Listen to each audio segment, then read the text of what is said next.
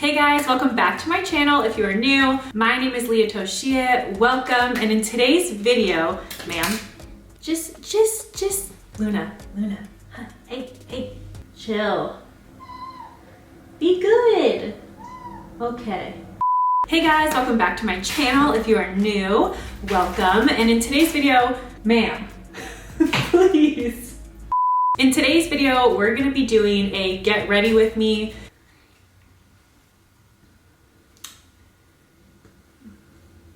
If you're new to my channel or new to me, I actually got married last October and today is our 1-year anniversary. So I asked you guys on Instagram if you wanted a get ready with me video, and I had you guys ask me some relationship, marriage, life questions. Luna, no ma'am. Hey, give me that. So I'm just gonna do a Q&A in this video, answering some of your questions and doing my makeup and hair. Oh, you are driving me nuts. And I saw a lot of juicy questions, so I'm actually really excited to answer some of these. Luna, no. But it's already taken me 100 years to film this intro because of the kitten. So before we get into the video, please don't forget to subscribe to my channel, give this video a thumbs up, hit the notification bell so you can be notified every time I upload a new video. Follow your girl on Instagram, and without further ado, let's get into the video. This is the little demon child that's running around this bathroom like a nutball. Luna, quit, please. No.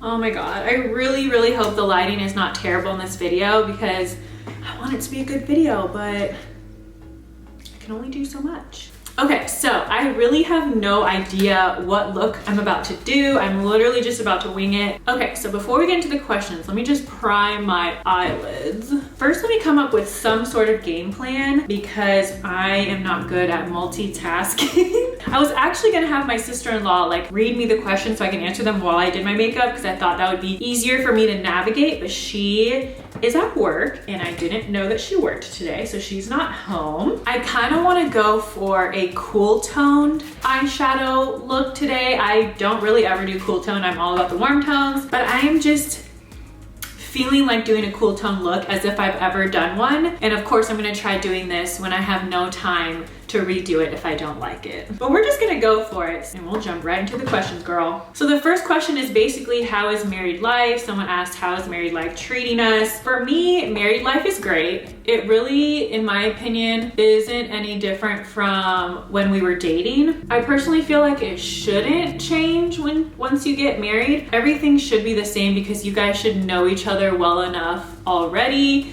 You should know each other's habits before you get married. If you don't know the other person inside and out before you get married, then I don't think that you should be getting married. You should probably wait a little bit if you don't know like how somebody is, you don't know their positive qualities as well as their negative qualities. For us, married life has been great. Despite the year being such a shit show with like the virus and like work closing, and with baseball was like very back and forth and we don't know and play it by ear. With all of that, honestly, this year was amazing in my opinion. So overall, married life is really good. It's been a good first year. The next question says, people always say the first year of marriage is the toughest. Is that true? I'm gonna have to say no. And I think that phrase and that like little notion of the first year of marriage is the hardest really comes from like an older time, because back in the day, people didn't live together before they got married. I know some people like maybe who are more religious still believe in that, but I personally feel that you should 100% without a doubt live with someone before you get married, because then all the stuff that comes to light in your first year of marriage, if you didn't live together first, comes to light before you get married. And if it doesn't work out, then you just break up as opposed to getting a whole ass divorce. We already lived together for like 3 years before we got married. So all of the surprises, I guess you could say, or like bad habits someone has that comes to light, all of that happened within those 3 years. So our first year of marriage, there were no surprises like that. It wasn't like, oh my God, you're actually messy, or you're annoying when you do this, or it bothers me when you do this. We didn't experience any of that because that was already out of the way. To answer the question, no, it is not the hardest year. If you have already lived together. Oh God, I don't know what the fuck I'm doing. Hi, hi, please chill, please. Okay, you just wanna get on the counter. You're so cute, but I think I'm gonna have to bring you downstairs to your, oh hell no. Oh my God, you're stepping in eyeshadows. Okay, let me bring her downstairs to Vic because she's acting a damn fool. Say hello, baby. Okay, I'll be back. The next question is, what, if anything, has changed about the relationship since being married? I feel like I have very boring answers for these first few questions because nothing has changed for us in our marriage, just like the title of us changed, but that's pretty much it. I'm trying to think if there's anything that changed, but honestly, nothing has. Do I really love where this makeup look is going? Not exactly. Okay, the next question is, what is something me and Vic have learned about each other in the first year of marriage? And is marriage what I thought it would be? So I'm gonna answer that backwards. So is marriage what I thought it would be? So far, yes. I didn't define marriage any different than any other relationship. I just think that there should be trust, there should be security, there should be love, there should be honesty, and that applies to literally any relationship, even if you're just dating. So yeah, in that sense, it is everything that I thought it would be. I have somebody who makes me want to be better and makes me want to be nicer. And we enjoy the same things and we have the same level of, I don't know, we're just on the same page with everything when it comes to like our lifestyle and our goals and what we value and then what we feel is important and what we feel is not as important. I feel like we're on the same page with all of those things. It's chill, it's fun. We support each other in whatever we're trying to do. Wherever I'm lacking in the relationship at the time, he'll pick up and vice versa. So yeah, it is everything I thought it would be. And then the other part of the question was, what is something we've learned about each other in the first year of marriage? I hate to keep saying this, but honestly, I don't know what we've learned about each other in the first year of marriage that we didn't already know in the past 5 years of dating. Someone asked, how do we show love to each other? Do I do acts of service for him or does he do that for me? I am the most needy person in a relationship ever, and he's really not. So when it comes to like love languages and acts of service, I personally need everything. I need gifts, I need attention, I need physical touch, I need words of affirmation, I need acts of service. I just need everything. I need a lot of love. I require a lot of love. But lucky for me, Vic does all that for me. Honestly, I think I could do a better job doing more things for Vic. That's like one of my weaknesses that I need to work on. He's a simple guy, so honestly, I'm not as much as a acts of service person towards him. I'm just like a words of affirmation, physical touch, annoying wife type of person. And so far, you know, he hasn't complained about it. So, but the next question is so random, but I love these kinds of questions. What are some staple meals that we have for breakfast, lunch, and dinner? So a lot of times I work in the morning, so my breakfast is either just coffee or like something quick to go, like a cereal bar or something. But if I am not in a rush in the morning, then Vic will usually make me avocado toast, which if you guys follow me on Instagram, you already know that I'm all about the avocado toast and I can eat it every single day of my freaking life. I honestly don't know what Vic eats for breakfast most of the time because usually I'm not home when he eats breakfast, but I know that he eats eggs and he's not a big carb eater, so he's always eating a lot of proteins. He eats a lot of eggs. For lunch, we usually just eat whatever's in the fridge, maybe like leftover dinner for lunch or like Chick-fil-A. And then for dinner, we probably eat salmon the most. We freaking love salmon. I really love spaghetti, so we eat spaghetti quite a bit. We do HelloFresh, so we eat a lot of those meals for dinner too. And then Vic is so happy he just got a freaking air fryer, so he's been going nuts with that. We also eat L&L a lot for dinner. I don't know if everyone's familiar with L&L, but it's a Hawaiian place and there's one in the Dallas area. So we go to that and we pick that up a lot for dinner because it's so freaking good. Do we ever argue? You guys look so cute together. Thank you. And how do we deal with arguments? People really, I swear people don't believe me when I say this, but me and Vic do not argue. We don't argue. I honestly don't know why people do argue in relationships. even in past relationships, I didn't argue with the other person. The only time there were fights in my last relationship is because somebody done cheated, okay? If it wasn't for that, there were no arguments. There was nothing to argue about. I don't really understand in relationships what people are arguing about. Me and Vic just aren't, that's a lie. I am an argumentative person, but only if someone's pushing me to argue. If someone's pushing me to argue, then I will argue till I'm blue in the face. And by the end of that argument, like, you're gonna wish you were never in an argument with me. But Vic is not the argumentative type, so I don't just argue with people for the sake of arguing. I don't argue with people unless they're being like a dick to me, and Vic is never that way to me. I don't know, we don't argue, to be honest. I know people are like, people just like make their relationship look perfect. Our relationship's not perfect, but we don't argue. The next question is, well, it's not really a question, it was like a suggestion. Someone said, talk about healthy forms of communicating when you're in a funk and how he deals with me and vice versa.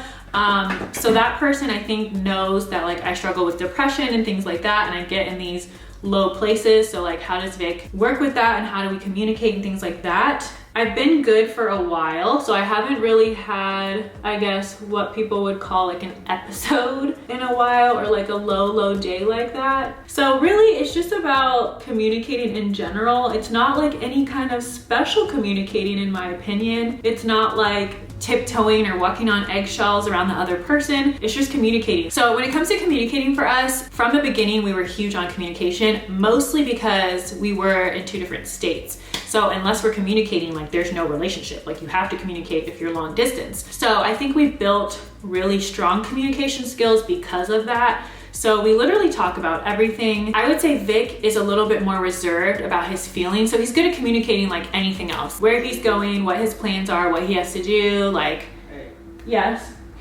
You can get ready. I'm just talking. But yeah, Vic is a little bit more reserved. I'm just talking shit about you.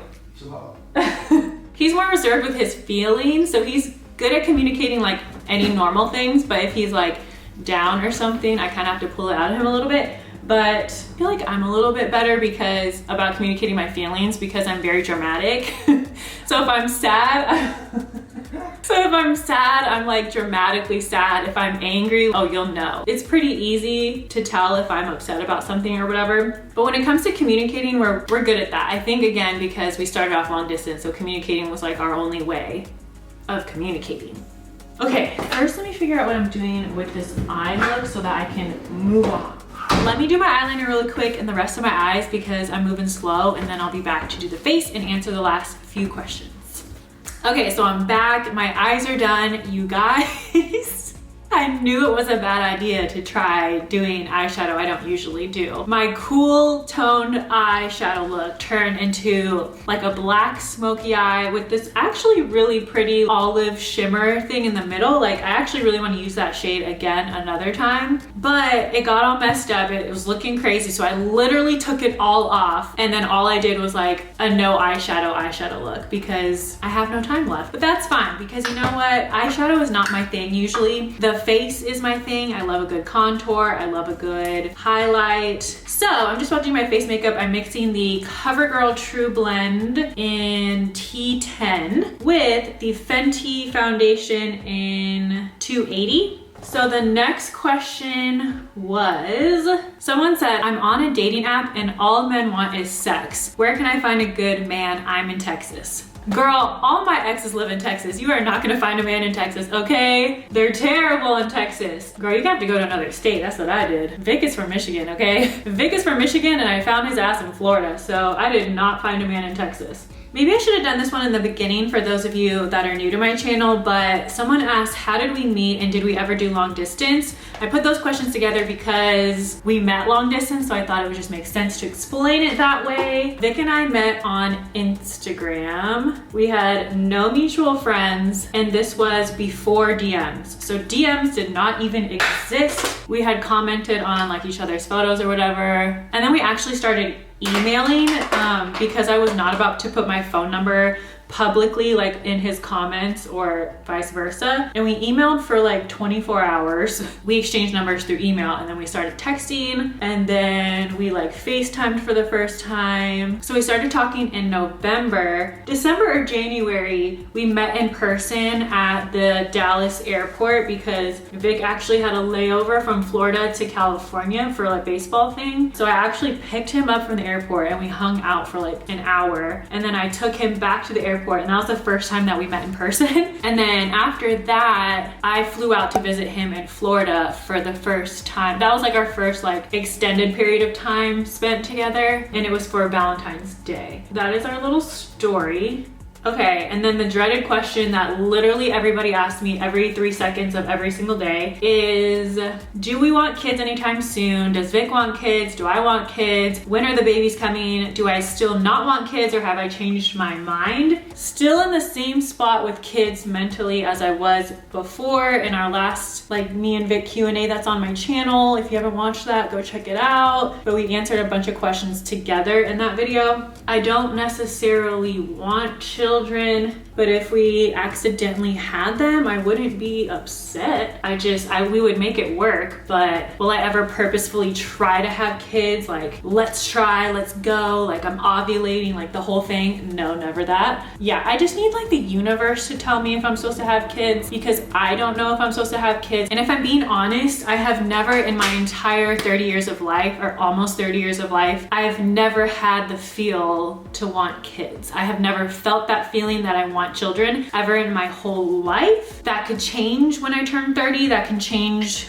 once I'm in like my early 30s or whatever. You never know. A lot happens in a year. A lot happens in 6 months. People can change their minds. So that's my answer to that. Moving along. I thought this was a really good question. Someone asked, how was money handled when we were boyfriend and girlfriend compared to now that we're married? And to be honest, it has not changed at all. It's kind of like Vic's money is Vic's money and my money is my money. But at the same time, we're not like super OCD, draw the line in the sand that like you pay half of this and I pay half of this, and you pay these bills and you pay these bills, and like I bought groceries last time, so you buy groceries this time. Like, it's not like that at all. It'll just be more organized once we do have a joint bank account, but not having one is like not the end of the world either. Honestly, he has money, I have money. I don't take his card and use his accounts or his money. He doesn't take my cards and use my account or money. So when it comes to money, how we use it and spend it and stuff like that really has stayed the same when we were dating versus when we're married. His money's also my money and my money's also his money. They're just in separate accounts. So I'm running so behind since I decided to like take all my makeup off and start over. Okay, someone asked, what's my advice after getting out of a 7-year relationship? Girl, I know the struggle. I feel your pain. I've been there. I've done that. My advice is that, or this is what I did, and it worked for me, but I really think strongly that anyone can do this. You need to stop doing the back and forth dance, the like get together, argue, break up, get together, argue, break up, deal with their bullshit over and over and over and over again. Nobody deserves that. You don't deserve that. My advice is to completely cut the other person off. Completely. Their family members, their social media pages, their phone numbers, block them all. Block all of their friends. Even if you were friends with their friends, I know it's hard. Block them all, their family members, everything. Like, you have to have zero trace of them in your life so that you can focus on you and your life and like moving on. And then my other piece of advice is, if you're feeling those weak moments where you're like, I just want to check up on them, I just want to text them, I just want to say one last thing, or that whole like back and forth thing, don't. Have a friend that every time you feel like you need to reach out to that person, reach out to your friend instead. You know what I mean? Use them to block that bad decision you're about to make. I would say focus on yourself, find you something to dive deep into, and just to take it day by day, and not even day by day, moment by moment, because in one day you're gonna have 50 moments where you could take 2 steps back or reach out to them or whatever. Every moment that you feel weak, get over that moment and then handle the next moment and then handle the next moment. And then soon enough, it'll just be day by day, then week by week, then month by month. And before you know it, you'll be over that person. You'll be moved on. you'll love yourself more, you'll be happier, and you'll finally realize all the bullshit you were dealing with, how bad the relationship was, how toxic it was. You'll be able to see all the stuff that you weren't able to see when you're like all up in it. You know what I mean? Therapy helps too. Okay, now I'm gonna do my hair, but it's gonna be so quick. Okay, so I'm really just gonna middle part it, slick it down, and maybe put some cute little clips in. What I usually do when I do my hair like this is I will part it like this.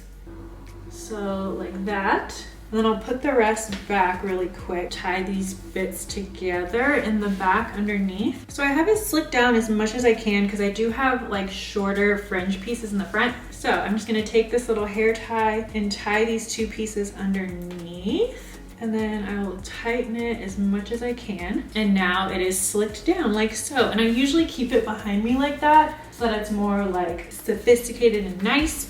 I just have two more questions. Someone asked, how did I trust Vic knowing that he had fans and girls wanting him? And honestly, it never really bothered me at all. I had really bad trust issues in my last relationship, but that was with reason. So I'm the person in the relationship where I kind of trust you until you give me a reason not to trust you. Unless I have a reason not to trust you, I'll trust you 100%. After my last relationship, you would think I would have really horrible trust issues for like every relationship going forward. But once I made this little decision in my mind that made sense to me, I don't really worry about it anymore. To me, if someone is gonna do something foul in a relationship, I kind of just feel like if I'm meant to find out about it, I'm gonna find out about it. So there's no point in like stressing about it or trying to dig up dirt, go through phones or like do all of that. That's a waste of time. I've never even done that, even in a not trusting relationship. That's just not me to like go through your phone and all that. It just feels weird. But yeah, I just truly believe that if Vic were to do something shady, I will either find out about it or I won't. If I'm supposed to find out about it, I will.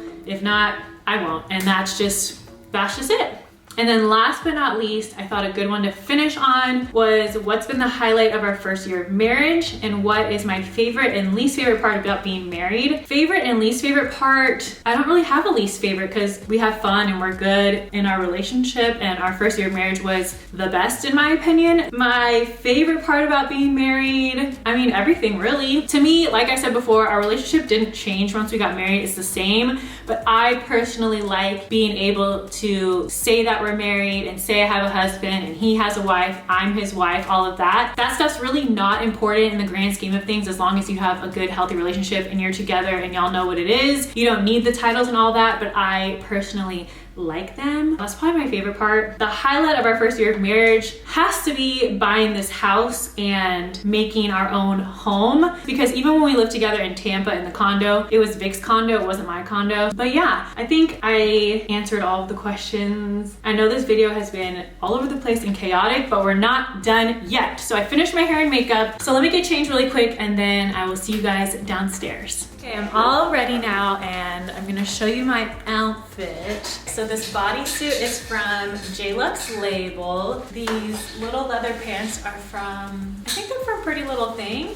And then these shoes are from DSW. I wanna say they're Steve Madden. And then I am gonna wear a jacket because it's literally freezing outside. But let me show you what Vic is wearing.